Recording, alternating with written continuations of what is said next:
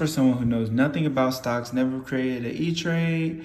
They don't have so they don't have a broker. They don't know what websites to go to look for stocks, things of that nature. It's going to be very brief, but very good overview of some things you should have. Quick start out, Twitter, as I mentioned right here. Some companies have Twitter, and you will find that some other smart, knowledgeable investors out there. So Twitter is very important, I think, to be able to kind of compare notes, to understand that there's also a lot of other savvy investors out there who do a very, very good job of doing their own due diligence. With a Twitter account, you also will be able to go ahead and if you type in a ticker, you'll be able to go ahead and kind of see who else has kind of been recently posting, and they might have some information of value.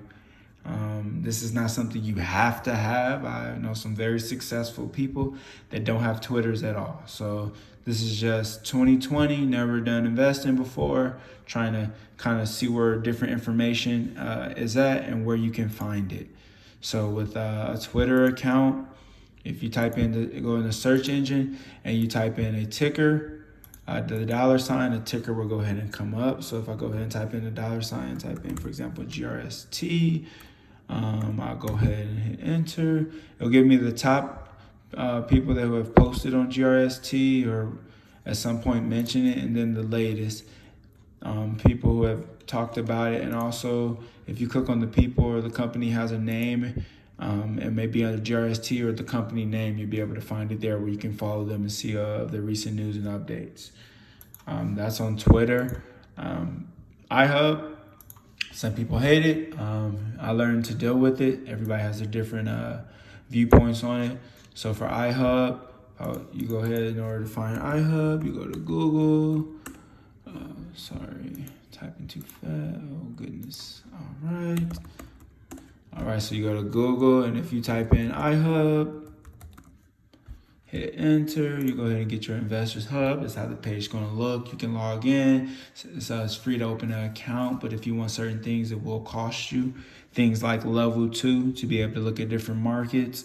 iHub also does have a mobile version, which people do appreciate. It's why some of them bounce back between the desktop version and the mobile version for when they're on the go. So if I just started off here and I was to go ahead and type in a ticker, I use GRST for an example. I'll show you some things here. What I would eventually look at, I would look at the message board and the historical. If you do have pay for real time when the market's open, you can click level 2. It'll show you the real time level 2. We will provide a video later to explain how level 2 operates for some. We don't trade without it. Just so you know, without level 2, you're looking at 15-minute delay quotes, which in the penny stock world can make a difference between making 100% or a few %,000%, depending on the share structure and the story of a certain company. I go ahead and look at the historical. We preach to buy at or near the bottom. The reason being, a lot of people like to chase stocks. It sucks because we've all been a victim of it, but buying a stock up a few %, people are going to take profit at some point. So you have to understand when you're buying when you're buying a stock because someone has mentioned it's up a few %, you need to know where the stock has been, for starters. Know where it's been trading recently to kind of know if you taking an investment position is worth the risk or if you should wait for it to drop lower depending on what they have going on. So I love to look at historical. Message boards with iHub. Once you go ahead and click into it, you hit your message board. Let's see here. What you're going to get up front is the iBox and the name of the moderators. Moderators work on the iBox. Don't ever think that can't be updated or that it's finite. Let's see here. Come on.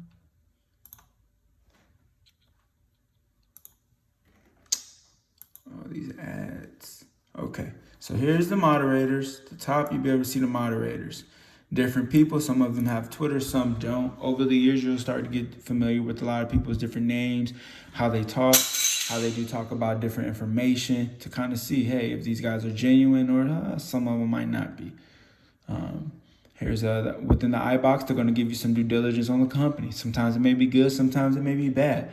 Learn from both. It'll let you know where the last volume and the recent day. You can look at the detailed quote to see originally where some more details of how it's been trading, where it closed out recently, some of the recent filings. Right here, you'll be able to see some of the recent filings. Also, here we're moving down to the message board at the top. In the yellow, you'll be able to see sticky notes by moderators. They usually like to keep someone who has put very thorough due diligence up there.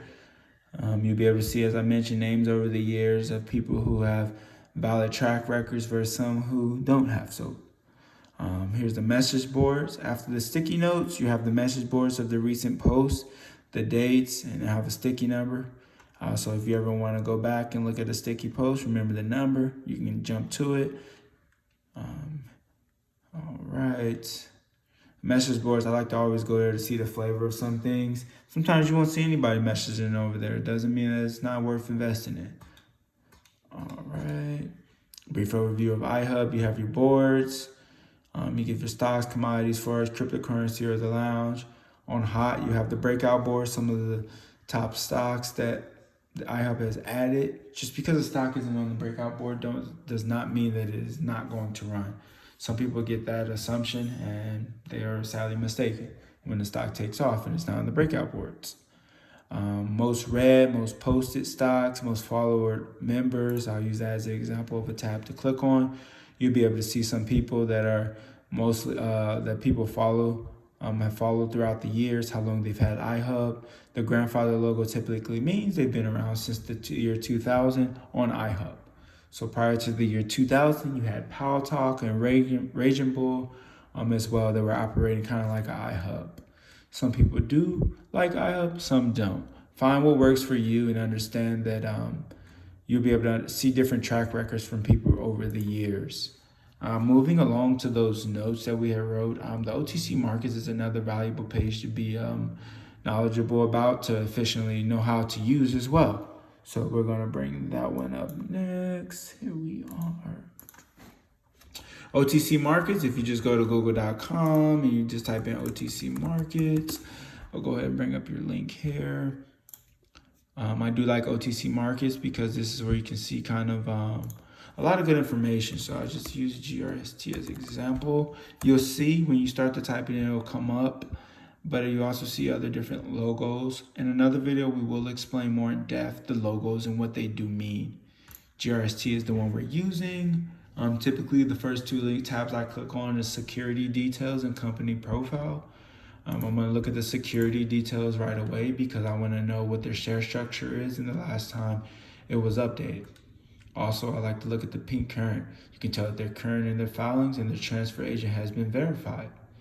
This is important information. I'll let you know why in a bit. Sometimes you'll see different dates varying. That's important to know.